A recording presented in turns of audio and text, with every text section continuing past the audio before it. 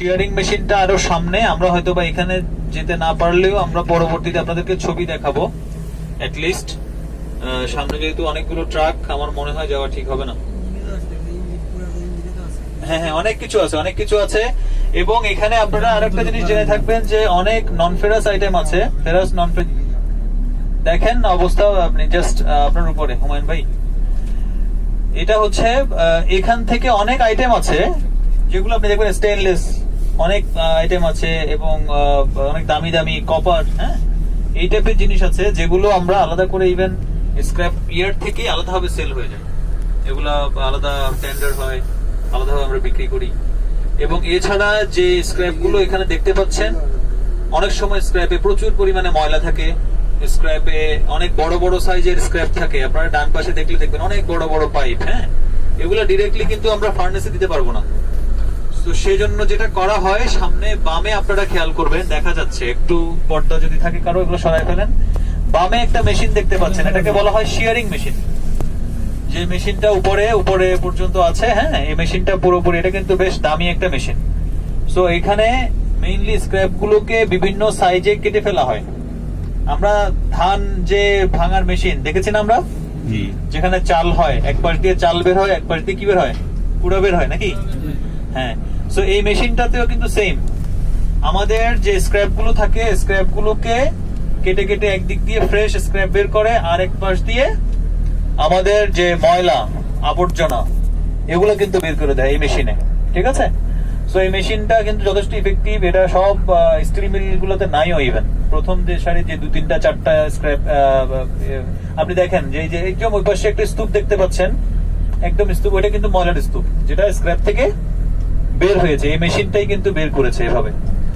So এভাবে করে কিন্তু এখান থেকে আপনি বলতে পারেন যে কোয়ালিটি স্টিল পাওয়ার জন্য ফার্স্ট স্টেপটা কোথায়?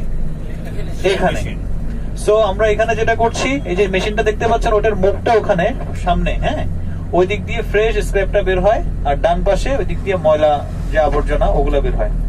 এখানে এই মেশিন প্রত্যেকটা কাজ করছে স্ক্র্যাপ গুলোকে বাছাই করার কাজে। এবং এখানে আরেকটা ভয়ঙ্কর বিষয় আছে, সেটা হচ্ছে অনেক সিলিন্ডার টাইপের অনেক কম্প্যাক্ট আইটেম চলে আসে। হ্যাঁ, আপনারা ডানে বামে তাকালে কিছু চোখেও পড়বে, যেগুলো আসলে যদি কোনো কারণে আমাদের ফার্নেসে চলে যায়, আল্লাহ না করুক, ভয়ঙ্কর অ্যাক্সিডেন্টও ঘটতে পারে, ঠিক আছে? তো সেই জন্য এই বিষয়গুলো এখানে আমাদেরকে খুব সচেতনতার সাথে আসলে কাজ করতে হয়, যে যাতে করে কোনো সিলিন্ডার বা ছোটখাটো কোনো ধরনের এই টাইপের কম্প্যাক্ট আইটেম আমাদের স্ক্র্যাপের সাথে না যায়। হ্যাঁ, সো এই ডানে বামে যাই দেখতে পাচ্ছেন সবই স্ক্র্যাপ, বাট সবই কিন্তু আমাদের ফার্নেসে যায় না। দেখেন সামনে এই যে কিছু জায়গা আছে, এখানে আলাদা করে বড় বড় নাট বোল্ট, হ্যাঁ বিভিন্ন ধরনের আইটেম এখানে কিন্তু আলাদা করে রাখা হয়েছে। এগুলো কিন্তু সব যাবে না ওখানে। সো এগুলো আলাদা হবে, হয়তো বা সেল হয়ে যাবে, বা আলাদা হবে এটাকে রিসাইক্লিং করা হবে। সো এভাবেই কিন্তু স্ক্র্যাপের ক্লাস ওয়াইজ আমরা এখানে আলাদা করে আমাদের ফার্নেসের কাছে, যেখানে আমাদের আরেকটা স্ক্র্যাপ ইয়ার্ড আছে, যেটাকে আমরা ইন্টারমিডিয়েট স্ক্র্যাপ ইয়ার্ড বলি, সেখানে আমরা পাঠাই। সো ওখান থেকে আমাদের রেসিপি ওয়াইজ ওখানে আবার মিক্সচার করা হয়। সব স্ক্র্যাপ এক ধরনের স্ক্র্যাপ কিন্তু ফার্নেসে দেয়া হয় না।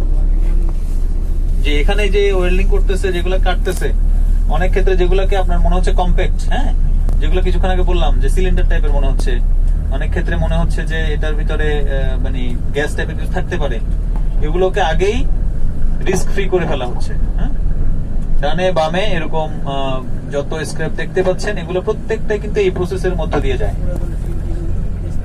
হ্যাঁ, এগুলো সব আপনার একসাথে বাল্ক অ্যামাউন্ট যখন স্ক্র্যাপ কেনা হয় এগুলো চলে আসে, এবং এখান থেকে দেখেন এগুলো কিন্তু আলাদা করা হচ্ছে, সর্টিং করা হচ্ছে।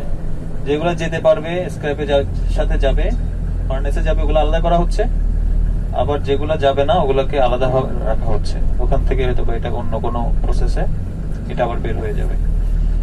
ডানে বামে প্রচুর স্ক্র্যাপ দেখতে পাচ্ছেন, স্ক্র্যাপের পাহাড়। হ্যাঁ, এখানে দেখেন, এখানে অনেকগুলো সিলিন্ডার দেখতে পাবেন, আপনি দেখতে পাচ্ছেন বামে প্রচুর সিলিন্ডার আছে। এই সিলিন্ডার গুলো কিন্তু খুবই রিস্কি। একটা ইভেন অনেক স্টিল মিলে এটার জন্য অনেক বড় বড় মানে অ্যাক্সিডেন্ট হয় আসলে ফার্নেসের মধ্যে। সো এটা হলো আমাদের স্ক্র্যাপ ইয়ার্ড। কারো যদি কোনো কোশ্চেন থাকে, আছে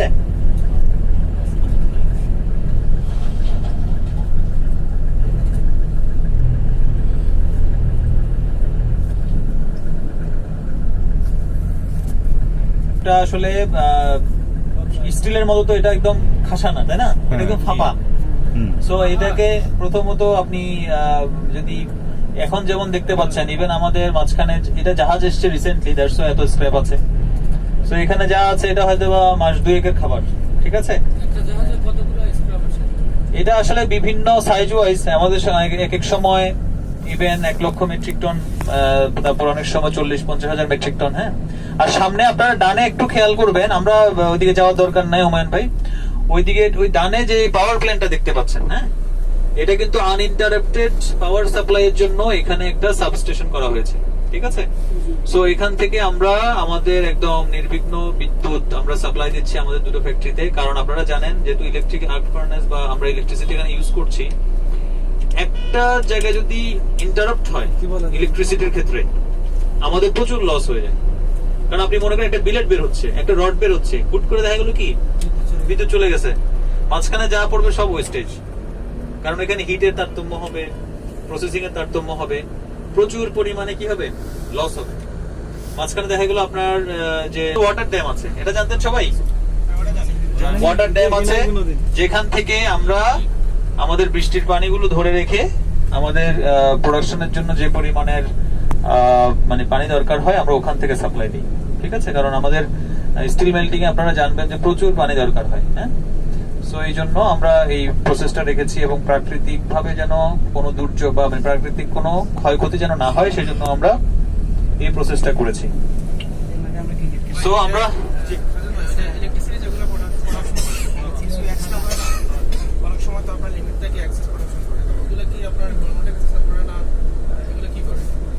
ওইটা আমরা আসলে এখানে এখনো ওইভাবে অ্যাক্টিভিটিতে যাইনি, কারণ হচ্ছে আমাদের প্ল্যানটা তো নিউ, এখানে আমরা এখনো পর্যন্ত জি জি ওইভাবে করা হচ্ছে, ঠিক আছে?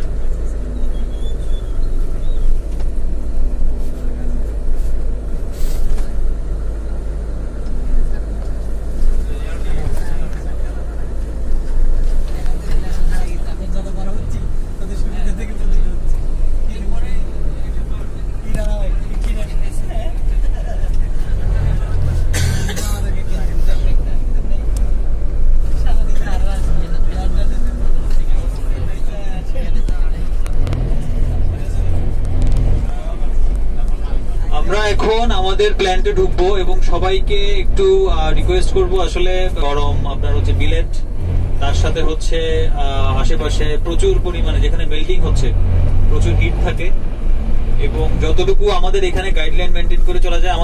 আমাদের ইএইচএস এর মাসুদ ভাইয়ের সাথে আমাদের পরিচয় হয়েছে, একটু কাইন্ডলি করবেন যে দল ছুট হয়ে যাবেন না, একই দলে থাকবেন। আমরা দুইটা ভাগ হয়ে যাব, 15 জন করে। সো কাইন্ডলি ওই দলে যেভাবে আমরা